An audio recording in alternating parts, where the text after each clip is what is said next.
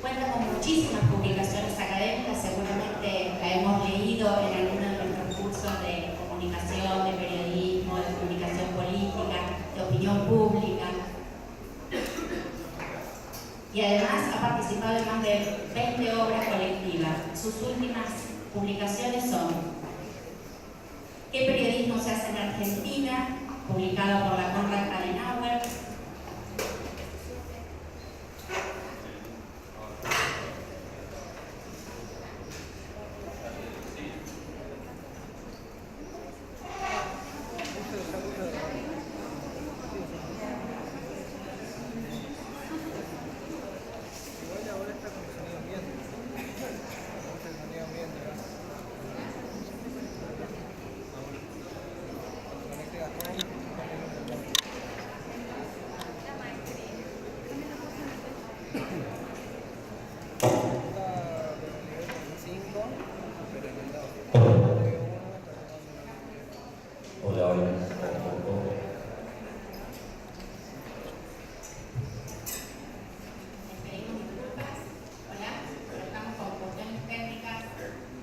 Referidas a la posibilidad de tener este segmento del encuentro grabado para Litus, el canal de la ONL, así que bueno, estamos ultimando cuestiones relativas a cambiados en este CIA.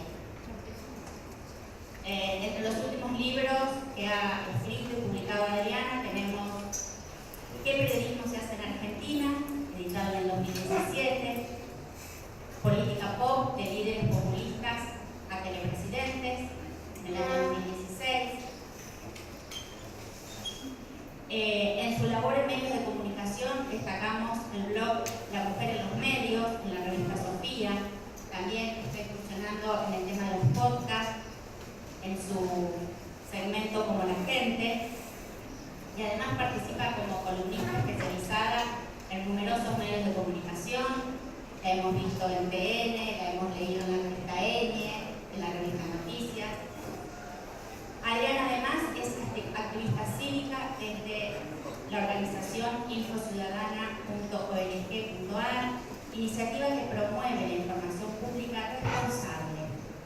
Desde 2016 forma parte del Consejo de Administración de Poder Ciudadano, capítulo argentino de Transparencia Internacional, para lo cual ha hecho numerosas investigaciones y además, para todos aquellos que la seguimos en Twitter, es una tuitera muy activa, muy incisiva, y aprendemos todos los días de ella. Bueno, los dejo en compañía de Adriana, y luego, finalizada la exposición, como decía Diana, tenemos la posibilidad de intercambiar con ella nuestros comentarios, preguntas y sugerencias. Bueno, muchísimas gracias por la generosa presentación y por la invitación y por el honor de, estar acá en esta mañana con este espacio para conversar con ustedes. El título era deliberadamente provocativo, como me decía Fernanda en Twitter, y vamos a empezar con otra provocación. Vamos a ver si... ¿Lo conocen, Agustín? Si ustedes visitan el Instagram y lo ven por ahí, ¿qué pueden saber de él? ¿Qué se imaginan a qué se dedica Agustín? Maquillador. Es maquillador, es más, tiene una línea de maquillajes propia, además. No solo maquillador, sino un empresario promisorio. Pero si yo les digo que este fue un personaje clave en la campaña de Bolsonaro, ¿para qué lado creerían que jugó?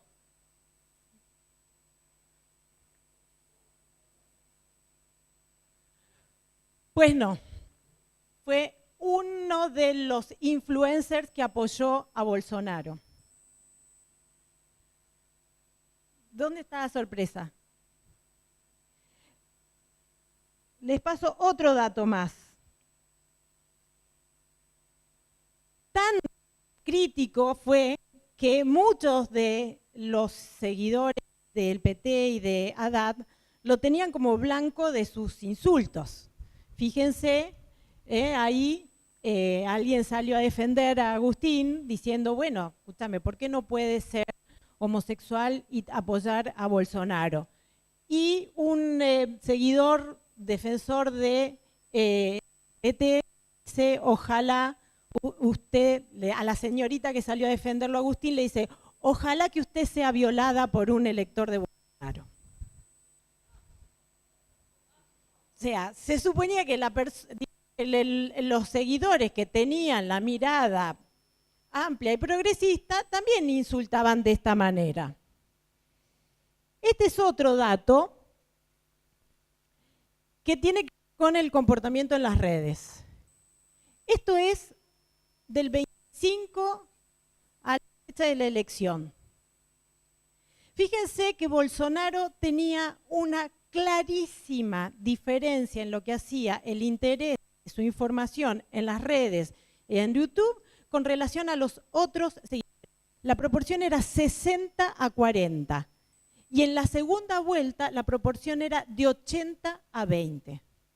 Y fíjense que la mejor paradoja es que el pico de atención de Bolsonaro fue con la marcha del L Now. O sea, una marcha que se suponía iba a concienciar a la gente de que este era un candidato que no debería ser electo, resultó su espaldarazo final. Pero no solo eso. Ustedes la conocen a Daniela Mercury, ¿sí? Bueno, en su momento fue una cantante muy popular que en ese video estaba invitando a la cantante que es más popular en Brasil hoy, que ¿quién es? ¿Cuál es la cantante más popular de Brasil hoy? No me digan que no vieron ningún video de Anitta porque no le voy a creer. ¿Saben quién es?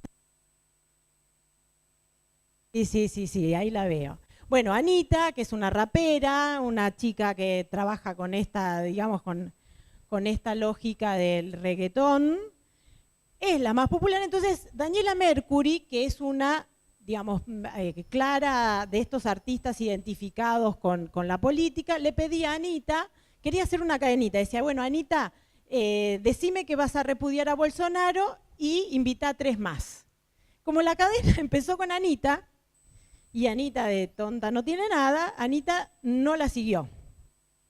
Pero resultó ser que los 3 días posteriores a que Daniela Mercury en un sitio, en un canal de YouTube que se llamaba Dilma Resistente, o sea que estaba claro que era un canal de YouTube de apoyo al PT, ese video tuvo 3 millones de visiones y 1.200.000 manitos para abajo. Estamos hablando de los 3 días previos al L Now. Tanto que en ese breve lapso que este video estuvo en línea, consiguió entrar en el top 25 de los videos más repudiados de la historia de YouTube, cerca del Gangnam Style. Digo, para que tengan una idea de la movida. Obviamente este video fue retirado. Yo en esas fortunas que tengo en la vida había capturado la pantalla porque me parecía que esto no iba a durar, ¿sí? Y de pronto uno se encuentra que las redes estaban tomando una posición claramente diferente a la que decían los medios de comunicación. Y los medios de comunicación, claro, lo políticamente correcto era apoyar la marcha contra la violencia de la mujer y entender que un candidato que en el 99 había tenido declaraciones de repudio a la mujer y en el 2014 había tenido un problema con una diputada, que es el único texto que le habían encontrado Bolsonaro en contra de la mujer, tenía que ser un candidato misógino. Pero las redes estaban buscando otra cosa. Y ante esa diferencia entre lo que se percibía en la conversación de las redes y los medios, bueno, apareció el resultado.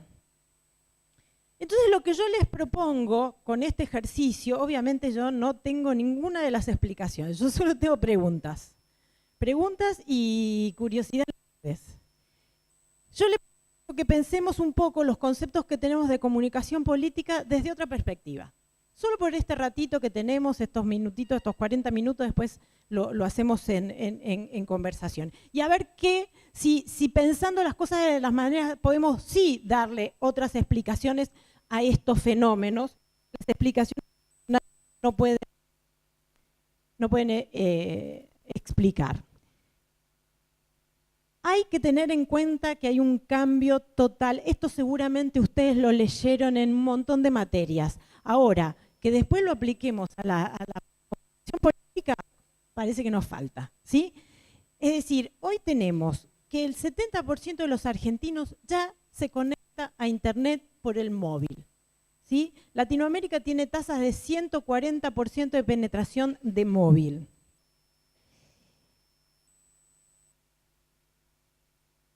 La caída de lectura de la prensa tradicional es independiente del soporte en el que se haga. Lo que me dice a mí ese dato, que es el de la Encuesta Nacional de Consumos Culturales, es que si ustedes se fijan, solo 1 de cada 10 argentinos lee el diario todos los días. Con lo cual yo me puedo permitir sospechar que la discusión que está en los diarios es la discusión del 10% de los argentinos. Y que tengo que buscar otros lugares para ver qué están discutiendo o qué temas se están preocupando ese 90%. Acá hay personas. ¿De cuántas personas ustedes pueden decir el nombre?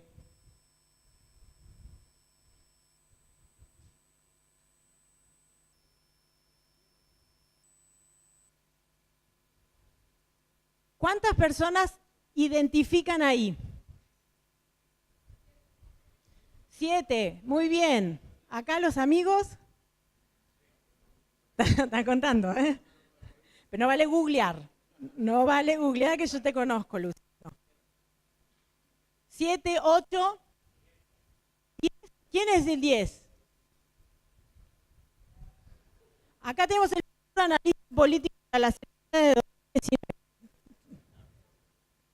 ¿Quiénes son esos? La mayoría son youtubers. Estos son las 10 personas más influyentes, para los chicos de menos de 30 años. Si ustedes no reconocieron más que 5,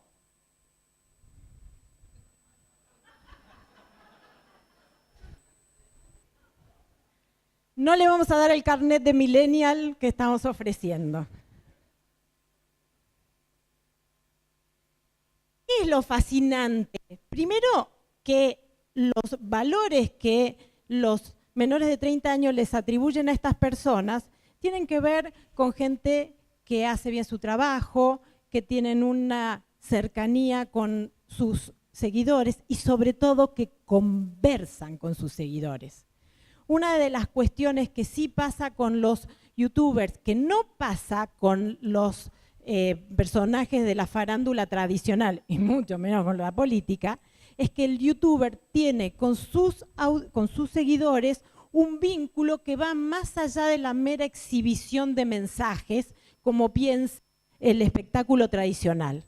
Entonces conversan, y fíjense, de la misma encuesta de consumos culturales, la generación de menos de 30 años no entienden mirar la televisión sin estar conversando de lo que miran, sin estar mandando mensajes, sin estar hablando. ¿Sí? Para los millennials, yo sí estoy, porque yo reconocí a los 10, para los millennials la conversación es el valor comunicacional. Y en la Argentina, la mitad de la población tiene menos de 30 años. Así que criaturas están cerca de ser la mayoría de la población. Ahora, ¿eso no trae una transformación a la política? Fíjense, esto me contaron porque yo en el 93 no había nacido. Este señor, apenitas hace unos años, soñaba con tener 1 millón de amigos. Y a la gente que bailaba lentos con Roberto Carlos, 1 millón de amigos le parecía un montón. Este señor, en el 2016, consiguió 20 millones de amigos. Y hace apenas unos meses consiguió 30 millones de amigos. Googleé el hashtag son 30 millones Rubiu y lean, ¿sí?, la nota que les mandó a sus seguidores. Ahí les pide disculpas porque ya son tantos que no puede conversar con todos como les gusta. Pero lo va a hacer mejor, va a intentarlo. Y él no es del todo la calidad que podría dar, pero va a retirarse un tiempito, ¿sí? Porque le agarró a los 28 años, le agarró la crisis que le agarró a Kurt Cobain, a Amy Winehouse, pero estos se suicidaron. Rubiu dijo, me salgo un ratito y vuelvo. Digo, fíjense además que las rockstars vienen cada vez más inteligentes. Y eso, ustedes van a ver un compromiso de interacción con sus seguidores que la política ni siquiera entiende que hay que hacer. La última, cuando llegó a los 20 millones, Rubius, hizo una fiestita. ¿Qué hizo Rubius? Vos seguro sabés. ¿Cómo festejó los 20 millones de seguidores Rubius? Hizo un partidito de videojuegos. Jugó.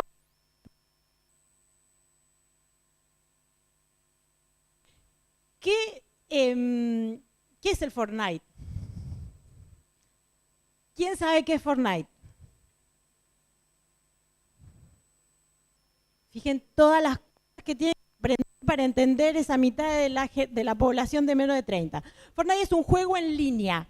Hizo una partida de 100 jugadores que fue presenciada por 10 millones de personas. 10 millones de personas es más audiencia que la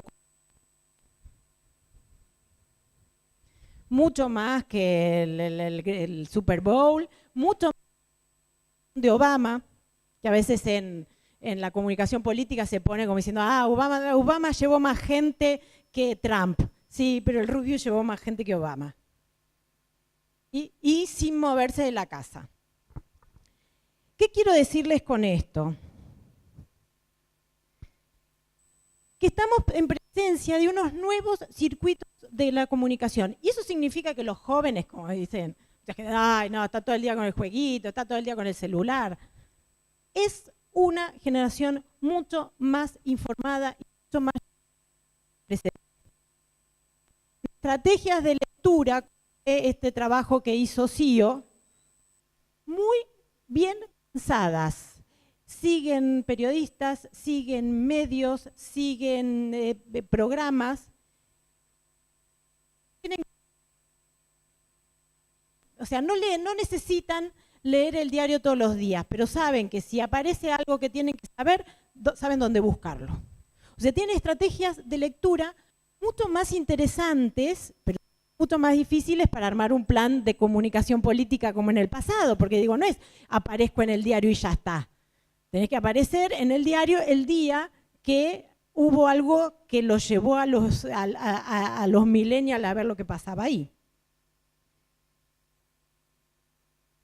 A veces la comunicación del Rubio es así de escueta, ¿eh? Pero no es que la política tiene que empezar a poner estos tweets para tener la cantidad de gente que tiene el Rubius, ¿sí? La política tiene que entender que ya perdió el protagonismo. El protagonismo ya no es el del político.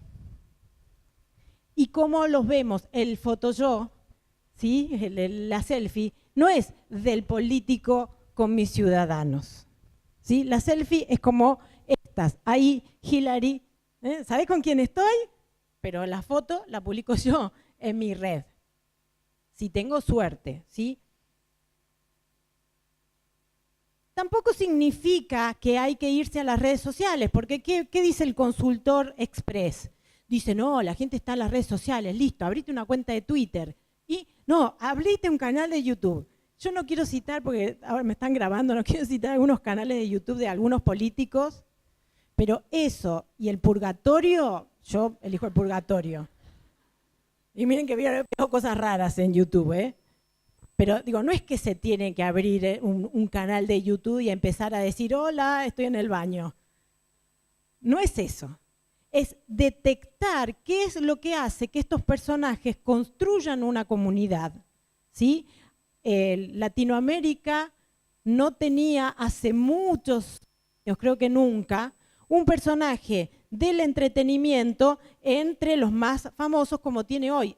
Tanto el Rubius como Soy Germán están entre los 10 youtubers más importantes. Nunca teníamos una propuesta de medios en habla hispana en el concierto mundial compitiendo con las principales. Digo, el Rubius tiene más seguidores que Lady Gaga y Rihanna juntos.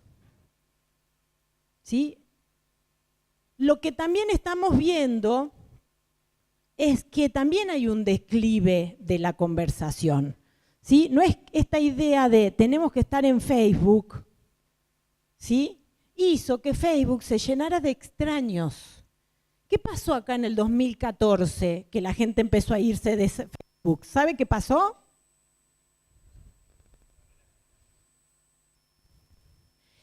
Hizo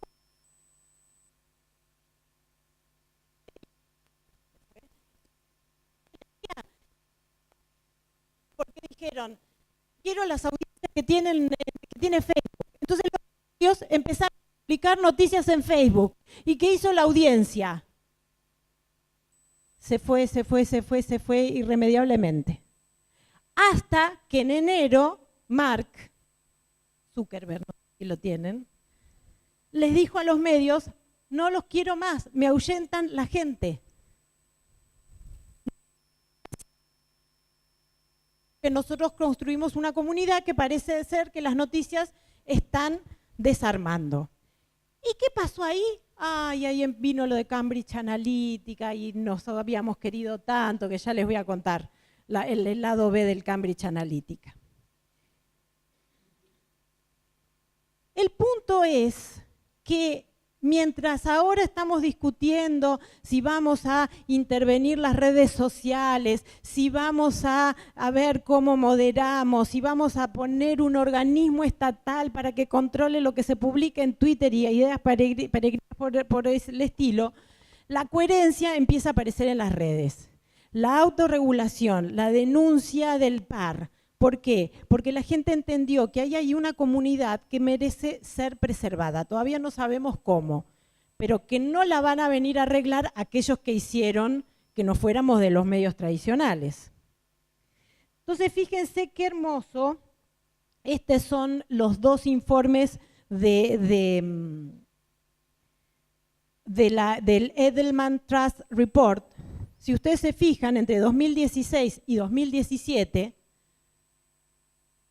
el menos perdió credibilidad, confianza pública, ¿cuál fue? Para que no leen la letrita. Gobierno, directores de empresas, ONGs, o sea, líderes de ONGs, analistas financieros, empleados, una persona como yo, expertos académicos, expertos técnicos. Fíjense que el que menos perdió credibilidad es una persona, el que se me parece. Y en ese sentido, los youtubers explican mucho el que se me parece. Pero también explican que no necesariamente lo que yo veo en las redes entra en el rango del que se me parece. Porque yo podría pensar, ¿sí?, que esta campaña que este año de alguna manera marcó la discusión política fue muy exitosa. ¿Quién podría decir que no? ¿Sí? Ahora, ¿fue una campaña de opinión pública? ¿Fue una campaña del grupo informado? ¿Qué piensan? Porque a veces, cuando vemos la ubicuidad en las noticias o en nuestras redes sociales, tendemos a pensar que esa es una propuesta extensiva a la opinión pública. Pero si uno empieza a ver impacto, encuentra que, por ejemplo, la petición de Change no juntó 1.900 firmas. Esto la capturé ayer la pantalla. Esta es una encuesta que dio a circular ayer también una revista, las recomiendo, se llama Contexto, CTXT, que es española, que es una de salir de la agenda, y hicieron un encuentro feminista, ¿sí? En España también está muy exaltada la discusión del tema del lugar femenino.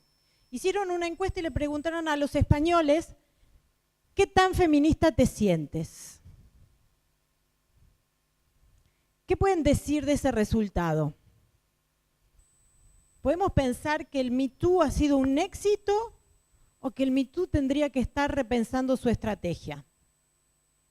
¿Cómo en 2018 seguimos teniendo la mitad de la población que no se identifica con la igualdad de derechos?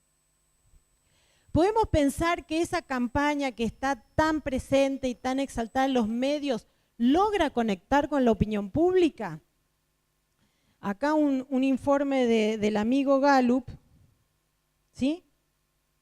Uno podría pensar que Ni Una Menos ha sido una campaña exitosísima, ¿sí? Y de hecho, ¿no?, tiene un alcance potencial de 65 millones de tweets. Esto fue medido por Luciano la semana previa, ¿sí?, a la discusión, a la sanción del aborto en diputados. Parece mucho, ¿verdad? Es mucho para un rating televisivo, para el rating de una señal de noticias que tiene 200.000 personas potenciales, ¿sí?, como mucho, el día que le va bien. Pero fíjense qué pasa si uno lo compara con un solo día, el famoso Queremos Flam. Solo el día que dijo Queremos Flam, teníamos 80.000 retweets. Y fíjense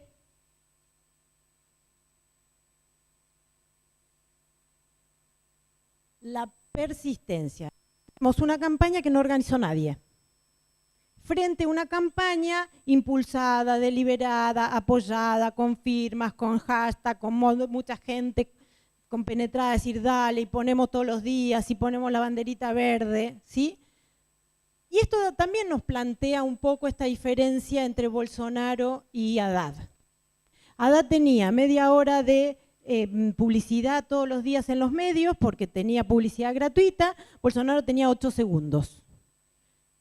Haddad daba los resultados electorales, como siempre, en el búnker, rodeado de cámaras y de la gente. Bolsonaro lo hacía en un Skype que tenía el tío manejando el Skype con tan mala habilidad. Y ahí empezamos a entender también por qué esto, ¿sí?, de caída de la credibilidad de las instituciones. Y por qué tenemos que empezar a pensar nuevos espacios para tratar de detectar la opinión pública. Fíjense, por lo pronto, este es un del Reuters Institute, digo, nosotros usamos muchísimo las redes sociales, pero fíjense cuando preguntamos si las usamos para informarnos. Fíjense la proporción entre el naranja y el celeste de para qué usamos las redes sociales. Y acá tenemos la explicación de por qué Zuckerberg le dijo a los diarios, miren, el acuerdo que teníamos no funcionó. Cuanto ustedes más estaban en mi red, la gente más se iba.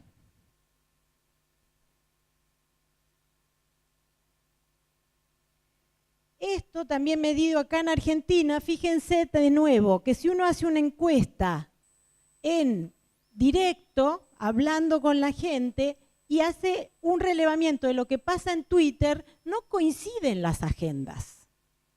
Entonces también que la gente esté expresándose en las redes no necesariamente significa que lo que dice Twitter es lo que pasa en el país. ¿Por qué? Porque de nuevo Twitter tiene mucha más efervescencia entre la gente informada. Y hay un montón de gente que está en Twitter que jamás publica un tweet, sino que lo usa para leer, lo usa como un resumen de noticias.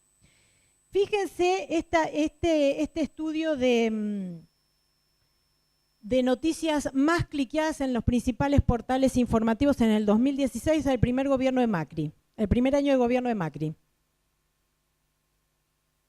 Fíjense que estas son las noticias, acá esperen que le ponga, ahí está, asuntos públicos y asuntos no públicos. Fíjense que el primer semestre, los asuntos públicos sí competían en interés, es decir, no es que las noticias no interesan definitivamente. ¿Qué pasó el primer semestre del 2016 si es que somos capaces de hacer un poco de memoria? ¿Qué temas públicos afectaban a los ciudadanos? Tarifas. Este semestre fue la discusión de tarifas. Ahora, una vez que entendimos que las tarifas eran irremediables, ¿qué pasó en agosto? Que se fueron todos asuntos no. Fuimos a ver nado sincronizado porque estaban las Olimpiadas de Brasil y nunca más volvimos a las noticias. ¿Por qué? Porque mientras nos fuimos a ver nado sincronizado y ver el medallero olímpico, estos siguieron hablando de las tarifas. Y cuando volvimos a los diarios dijeron, estaba hablando de las tarifas, pero si yo ya la pagué, quiero ir a ver otra cosa. Es decir, hay un desajuste entre la temática que la política y los medios, muy dependientes de la agenda política, considera propia y los ritmos de la agenda del interés ciudadano. Incluso en la protesta, porque también uno lo que ve es que no se puede estar todo el tiempo en situación de protesta. Y entonces el problema es que cuando yo pierdo esa lógica de que eso no significa que estemos todos de acuerdo ni que estemos aplaudiendo, sino que no puedo estar todo el tiempo con el cartel, ¿sí? Lo que puede aparecer es que irrumpan estos personajes que sí tienen esta sensibilidad para preguntarle al de tía Amelia, decís, sí, tía Amelia, ¿qué tal? Vení, charlemos. Y empiezan a bajar los carteles y empiezan a irse con ese que parecía, como decían el otro día, un cisne negro, ¿sí? Fíjense que es tan lejana la comprensión de lo que está pasando que hay gente que pone estos carteles. Hay gente que todavía no entendió que nosotros, gracias al wifi, empezamos a hablar entre nosotros, no porque no tenemos wifi. Nosotros no estamos hablando con los cercanos, pero sí estamos hablando con los lejanos. Por eso ya el comportamiento de mi grupo social no me identifica ni sirve para hacer una predicción de opinión pública. Más en Latinoamérica, que es uno de los continentes de mayor desconfianza. En Latinoamérica, 8 de cada 10 personas no confían en su prójimo. Imagínense si van a confiar en partidos políticos. Esto es el Latino Barómetro. En sindicatos. Fíjense los señores que ayer tomaron la decisión de la medida esta de paro, es gente que está en este nivel de confiabilidad. El Poder Judicial, el Parlamento, y seguimos para arriba, ¿sí? Fíjense que sí, de todas estas instituciones, la que tiene más confianza es el gobierno y, fíjense qué dato, Fuerzas Armadas.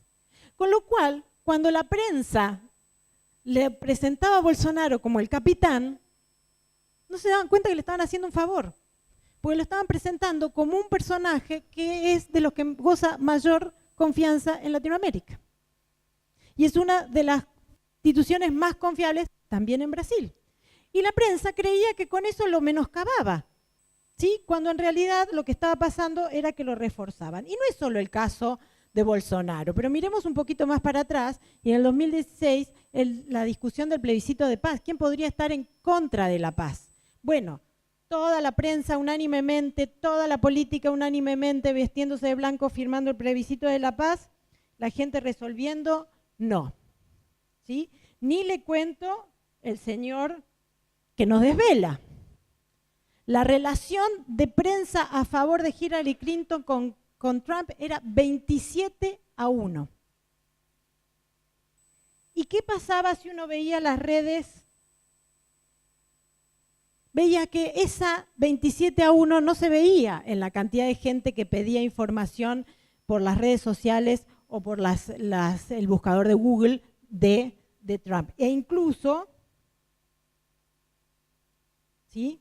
Uno, si copiense esto, Clinton and Trump, si escriben esto en el buscador, les va a poner este mapita y van a ver cómo en un año cambiaba de una semana a otra el interés en los candidatos.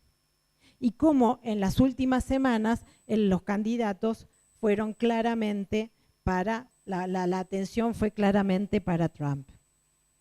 ¿Sí? Y acá les decía lo de Cambridge Analytica. Lo de Cambridge Analytica también es un cuento bastante mal contado, porque todos ponen, ayer yo estuve en una reunión con los dueños de los medios y los diputados, había una reunión de comisión donde se discutía una ley de los intermediarios digamos, de la red. Y claro, el argumento de los medios era porque, mire, no podemos dejar que Cambridge Analytica nos manipula. Digamos las cosas. Cambridge Analytica hizo campaña para Ted Cruz. No hizo campaña para Trump. Cambridge Analytica fue contratada en las internas en Estados Unidos y hizo campaña para el que perdió. ¿Sí? No tiene evidencias que después se usan para decir, oh, con las redes sociales que te hacen mal, nene, te pueden hacer votar porque no hay evidencia de que eso pase, ¿sí? Entonces, les decía que la política suele interpretar que estar en las redes sociales es youtuber, pero nadie se cree que los políticos son youtubers, porque los políticos raramente hacen lo que hacen los youtubers, por empezar, conversar, ¿sí? Fíjense, ¿no? Esto les decía, la selfie de Ollanta Humala con la selfie que les había mostrado de Hillary. Entonces, para ir cerrando rápidamente y que nos quede un ratito de diálogo, digo, ¿podemos pensar que tenemos que seguir haciendo lo mismo que hizo la política y la consultoría hasta ahora, que nos trajo hasta acá? ¿O podemos por ahí cuestionar un poquito algunos de los conceptos que de alguna manera parecen estar en disputa? Por empezar, si uno lee la prensa, pensaría que Trump está en la barranca. Y Trump siempre tuvo la misma mala imagen. O sea, no es que está peor. ¿Sí? De la misma manera, miren que pasó esto rápidamente.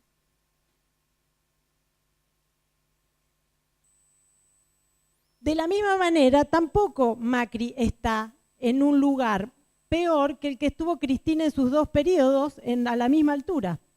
Esto es el índice de credibilidad que hace la Universidad de Itela.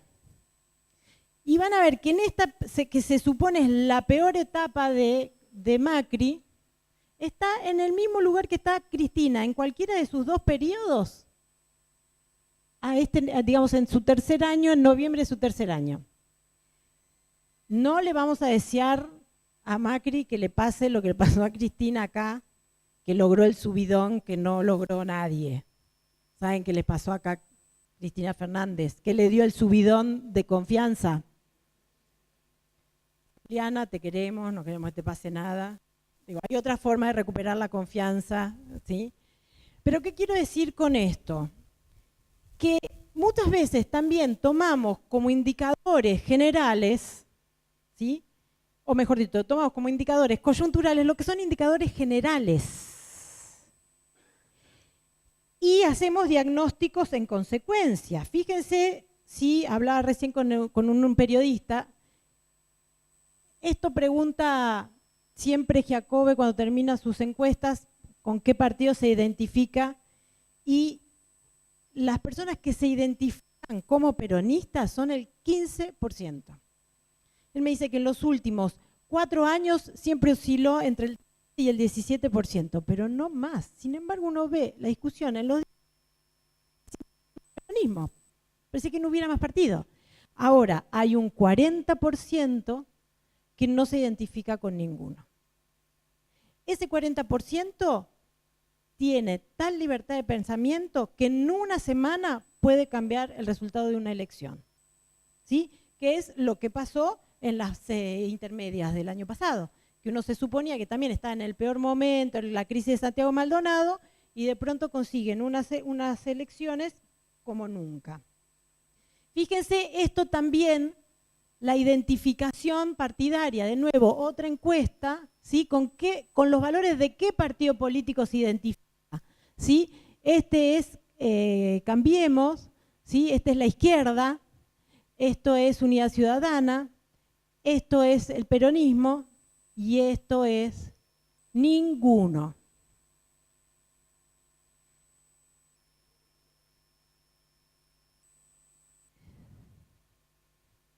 De nuevo, confianza. Si yo pido qué confianza le dan los partidos políticos, fíjense que de nuevo, poco y nada confiable es lo que los une. Es decir, que además, que significa que se identifican con los valores de un partido, no significa que confían en ese partido, lo cual es como la tormenta perfecta. Ahora, ¿eso significa que va a aparecer un Marcelo Tinelli presidente? No. También, cuando se pregunta, el 80% dice no. Ahora, la pregunta es, ¿a quién vamos a votar?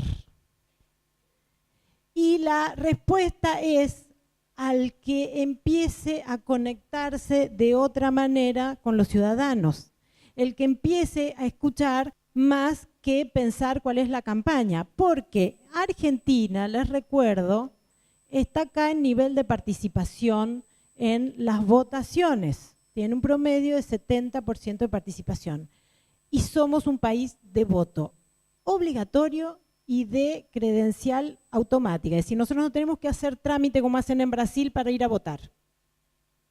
¿Sí? Y estamos en un rango que era como el óptimo para las elecciones de Estados Unidos. Y fíjense, esto está en Info Ciudadana, si lo quieren, esto lo publicamos varias veces. Esto es el crecimiento de los votantes de Argentina. ¿Sí? Este es el crecimiento de votos positivos, es decir, los votos que hicieron, que son los porcentajes que nosotros conocemos de los candidatos. Pero si yo en vez de hacer la cuenta sobre los votos positivos, hago la cuenta sobre el total del padrón, me encuentro que desde las elecciones, estas son las elecciones, digamos, todo el periodo de los 35 años de democracia. La primera minoría, y si no la primera mayoría, es el no voto. Fíjense que en el 2003, la gente que no votó sacó casi tanto como el primer puesto, sino más. Eso significa que hay un caudal de gente que no está siendo interpelada por cómo venimos manejando las elecciones. Y este es el caudal de gente que estos emergentes, con mucha más flexibilidad, con mucho menos, digamos, remora de ciertas cuestiones políticas, capturan. Y no porque la gente se vaya a quedar ahí, sino porque claramente la gente no quiere estar en el otro lado. ¿Sí? Estos son, para pasarlo rápido, estos les recomiendo el Pew Research, ¿sí? Que de alguna manera muestra que muchos de los mitos que tenemos en las redes, ¿sí? Ayer les digo, escuché a legisladores diciendo que las redes eran la amenaza a la democracia. Textual, los invito a ver la transcripción de la sesión. ¿Qué es la amenaza? Es la amenaza al status quo. La gente no percibe que las redes agresivas, que lo que es la discusión política por fuera de las redes. No es que las redes traen más agresividad, lo que sí es que nos muestran el tipo de discusión política que antes quedaba encerrada en las tertulias, ¿sí? También es falso que la gente esté encerrada en su burbuja. Las redes sociales son la oportunidad de ver cosas que de otra manera no veríamos. ¿Sí? Cuando yo solo me informaba de la política yendo a la unidad básica o al comité, ahí sí no veía lo que estaba pasando en lo de al lado. En las redes sociales tengo, por ahí mínimo, depende de cómo las administremos, posibilidad de empezar a enterarme de los memes, de la crítica, de lo que pasa en el otro lado. O de descubrir a Agustín, ¿sí? Que de pronto pasó en la campaña de Bolsonaro de tener 1 millón de seguidores a superar los 2 millones de seguidores, con lo cual es el que más ganó de la campaña de Brasil, ¿sí? Y finalmente, también contrariamente a lo que se dice, no es cierto que a ese 40% apolítico se le pueda decir cualquier cosa. Los estudios muestran que la gente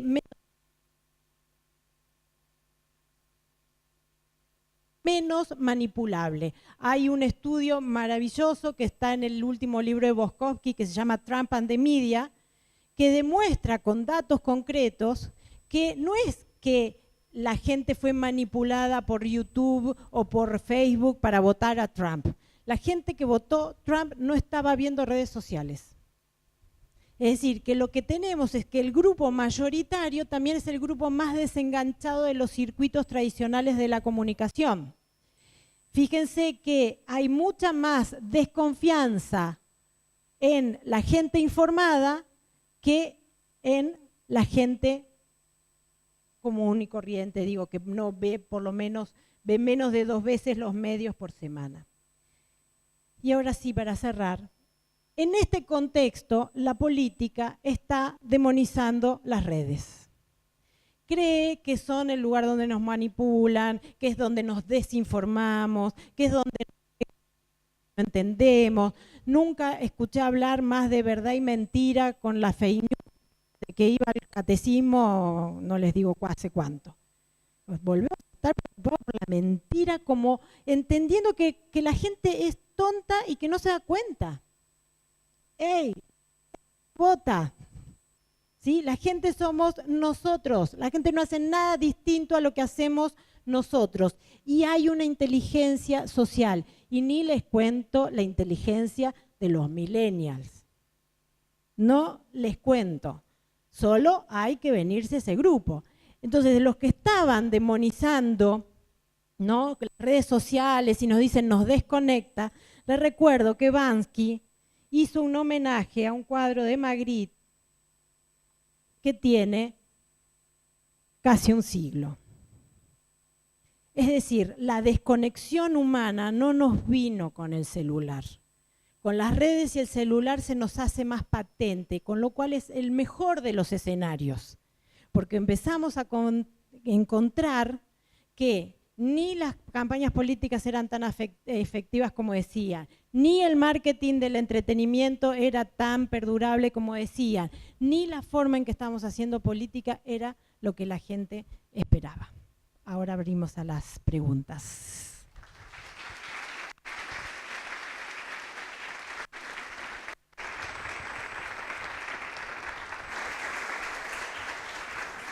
Muchas gracias. Muy bien, muchas gracias, Adriana. Vamos a pedirles a aquellos que estén interesados que nos acerquen las preguntas escritas.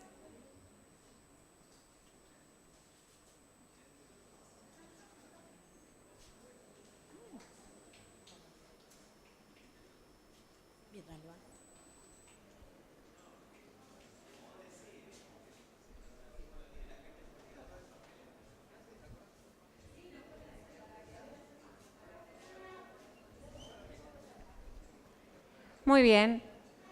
¿Querías hacer tu pregunta? Adelante. Con fuerza. Hola, ahí está. Primero que nada, felicitarte, muy buena la disertación. Yo te leí en la facultad y te imaginaba mucho menos fashion. Muy bueno, muy millennial tu presentación. Mi pregunta va por el lado de toda la disertación que estuvimos viendo anterior y esta giran alrededor de que la gente quiere participar y conversar. Y también salió el tema de las fake news y la medición de la opinión pública y todo esto que tiene que ver con la gente quiere formas de participación en distintos grados, obviamente, ¿no? Entonces, ¿por qué no, si tanto usamos Instagram y las encuestas de Instagram y estamos tan familiarizados con qué opina la gente de mí y mi red social, ¿por qué no existe una plataforma virtual, móvil, que sea un observatorio oficial, legal del Estado para guiar las acciones de cualquier gobierno? Porque, a ver, el gobernante puede ser, no sé, el administrador, pero que haga, sea cual sea el electo, que haga lo que la gente pide en ese sistema. Perdón, él había preguntado por qué si queremos participar, porque no nos dan el micrófono. Y yo le dije que justamente son muchos y para que participe la mayor cantidad de gente, lo de las preguntas no es mala idea. Pero con relación a eso, ¿sí? La red oficial es como las abuelas en Facebook o las madres en Facebook. Las madres en Instagram son, ni decir los padres en Tinder. Es decir, en las redes sociales nosotros construimos comunidades que tienen que ver con nuestra expresión y nuestra forma de relacionarnos en ciertas cuestiones. Cuando es oficial, ya automáticamente baja tu espontaneidad, ¿no? Lo que vos estás planteando tiene que ver con toda la movida de gobierno abierto, pero también hay un nuevo aprendizaje de parte de la ciudadanía, porque nosotros no le podemos hablar al Estado como hablamos en Tinder, ni como hablamos en Instagram. Y el Estado tampoco puede presentarse a nosotros como en Instagram, porque en Instagram somos todos divinos, comemos bien y tenemos una familia hermosa, y no es el caso del Estado, al que le vamos a preguntar por qué no podemos comer mejor, por qué no nos aumenta y por qué nos tocó el energúmeno que me quiero sacar de encima y no sé cómo hacer para denunciar la violencia. Es decir, la situación que vínculo del ciudadano con el Estado no es la de las plataformas. Ahora, eso no significa que no debería estar los canales abiertos y nosotros aprender cada vez más a usarlos. ¿Por qué? Porque lo que uno ve es que hoy las redes son una expresión de ira, pero la expresión de ira es un rato. La expresión de ira no hace leyes como vimos en el caso del aborto. Si yo no logro canalizar esa energía social, esa emoción, esa participación en procesos institucionales, tengo gente expresándose, marchándose y lo mismo problema que sigo sin resolver. Entonces, creo que lo hay, pero justamente es que tenemos que empezar a encontrar, es decir, que la gente participe no significa que el municipio tiene que abrir una cuenta de Facebook. No necesitamos. A menos que yo en esa cuenta de Facebook sea escuchada, me contesten, puede resolver los problemas. Si no, para ver lo bien que le va al intendente, si quiero lo sigo en Instagram y si no, no. Y que seguramente no lo sigo en Instagram. Siguiente pregunta. ¿Cuán reales y útiles son las métricas de las redes sociales a la hora de generar estrategias comunicacionales? Sobre todo ante la última denuncia a Facebook por inflar las métricas de sus videos en hasta un 900%. Como toda medición, siempre tiene un margen de error. De todas maneras, nunca tuvimos un testeo más directo de lo que está pasando con nuestros mensajes. Y ya no les digo las métricas generales, no les digo esas grandes métricas, que además no son todas las métricas de Facebook, sino simplemente las métricas que uno puede consultar. Muchas veces se discuten temas diciendo, oh, todo el mundo está hablando de esto, o el discurso que dio fulano. Entren a YouTube y vean cuánta gente vio ese discurso y van a ver que son los 3 del departamento de prensa que vieron ese video de YouTube. ni los periodistas. Hay veces que, les juro, yo que sigo bastante esos indicadores, ¿no? Uno dice, ay, la conferencia de prensa, entras a ver 200 vistas.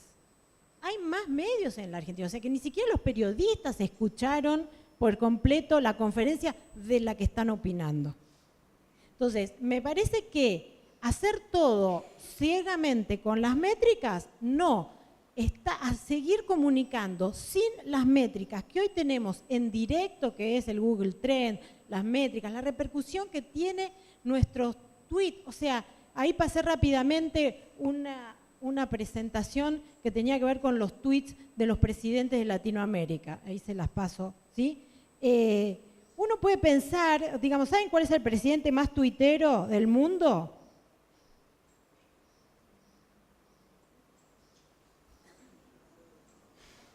Maduro. 40 tweets por día. Tiene 28 cuentas de Twitter, porque no le alcanza una en español, tiene hasta una en chino. Es como si los franceses quisieran escuchar lo que dice Maduro. ¿Sí? La media de los presidentes son 3 tweets por día. Yo puedo seguir que mi desempeño es por la cantidad de mensajes que hago o tengo que medir por la respuesta que tengo. ¿Saben cuántas respuestas dio Cristina Fernández en los últimos 5 años? ¿Cuántos tweets respondió? O sea que a veces es simplemente decir... Podría responder para insultar, ¿eh? 0. Nunca en 5 años una respuesta. Entonces, tengo una métrica. Y también tengo qué impacto tiene lo que digo. Porque aun cuando yo esté contento y digo 5.000 retweets, 44 dimensionemos. En ese sentido sí son útiles las analíticas. La siguiente hace referencia a la revista Conexión. ¿Cuál era la estadística 2015, 16 o 17 sobre cuán pesimista eres o te sientes? No funciona la campana. No entendí la pregunta. ¿Alguien quiere ampliarla? Ahí está.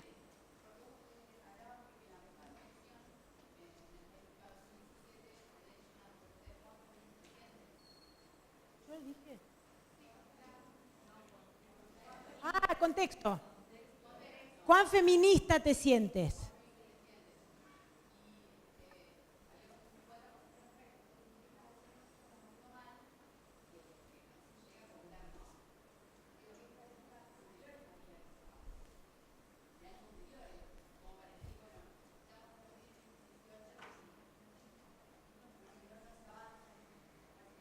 Sí, el punto es si nosotros queremos seguir comunicando para los convencidos o queremos comunicar para toda la población.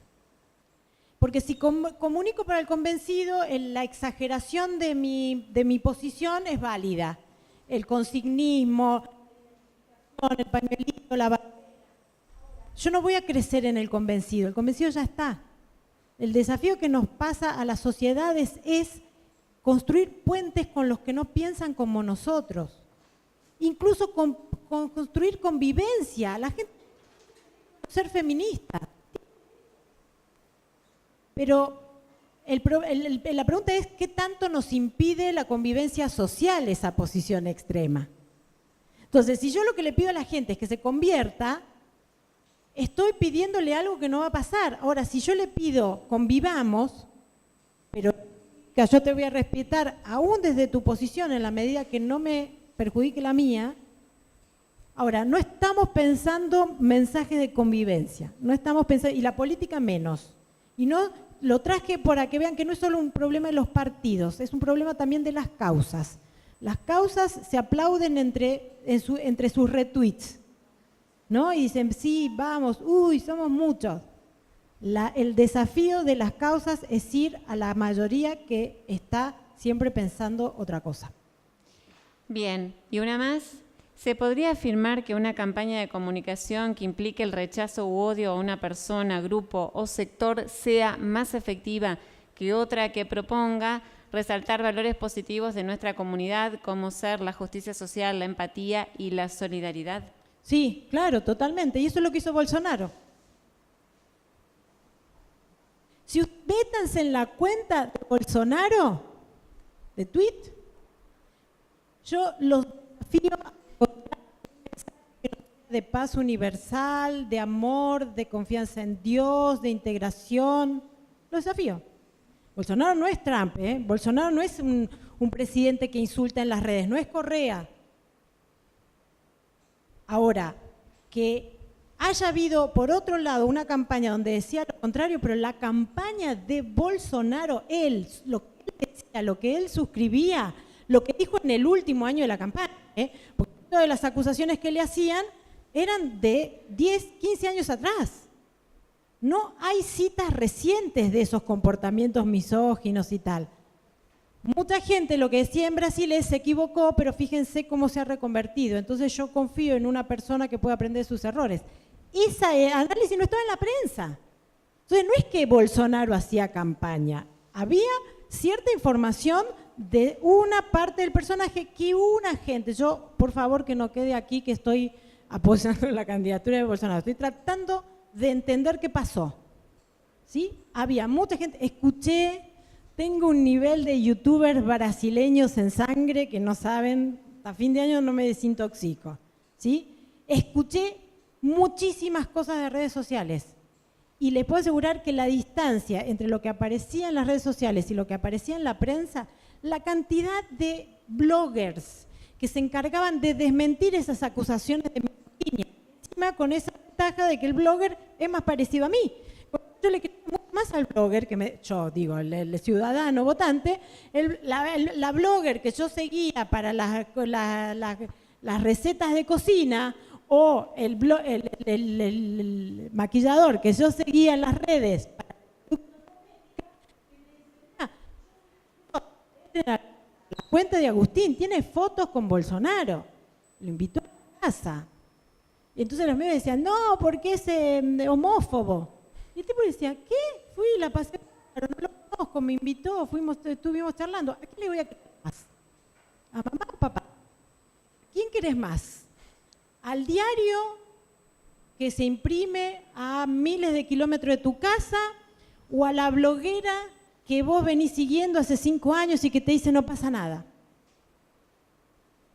Acá lo que tenemos es como, se vio claramente esas dos corrientes de opinión pública, ¿sí? Y el análisis que los invito a hacer es decir, bueno, pensemos qué pasó en la que ganó, pero no para que tenemos que salir a buscar en archivo las cosas que dijimos en el 99, no. Se trata de entender qué respuesta se le dio a la ciudadanía, qué temas se estaba trabajando en las redes y quién hizo el discurso de odio. Porque acá les recuerdo lo que dice Lakoff. Vuelvo a citarlo, acá está el amigo Lucio, que sabe que estoy citando Lakoff desde que éramos chiquitos. Lakoff lo que dijo, ojo con el discurso de odio. Cuando yo hablo que el discurso del odio lo tiene el otro, se me queda a mí. Cuando yo digo el otro miente, la gente dice, ¿y por qué voy a pensar que vos no? ¿Sí? Lo que vemos cuando ahora todos nos escandalizamos que Trump dice CNN miente. Nosotros nos escandalizamos. Lo que pasa es que cuando yo digo él miente, toda la sociedad se pone bajo sospecha y entra en una situación de suspicacia. No es que yo digo él miente nada más y ya está, y entonces hablamos. Al contrario, lo que queda es mentira, alguien que solo habla de mentira, alguien que solo habla de misoginia, en la cabeza, en la percepción, no es que sea, no, era este candidato, no, era este diputado, ¿qué tal?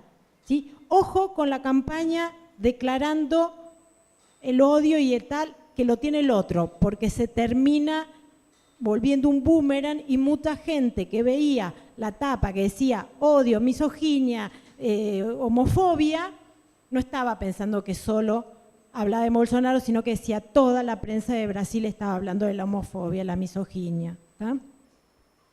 Muy bien, gracias. Muchísimas Hasta aquí llegamos. gracias. Fuerte el aplauso entonces para Adrián Amado.